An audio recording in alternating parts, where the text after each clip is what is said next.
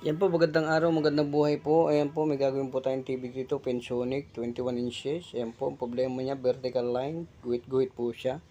Ayan po yan. Magana rin po yung mga controller po niyan. Ayan, okay naman po yung mga controller niya. Pindutin po natin, yan.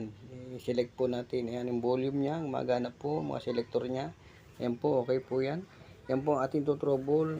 Tignan po natin kung ano yung sira niya. Ayan po, isang capacitor po na malaki na 477 na 160 microfarad.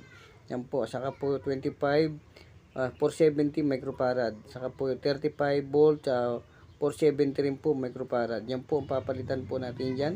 Ang capacitor na tatlong capacitor lang po naging problema ng TV nito. Yan po, testing na po natin. Yan, okay na po yung TV ginawa natin. Yan po. Naka TV Plus po yan.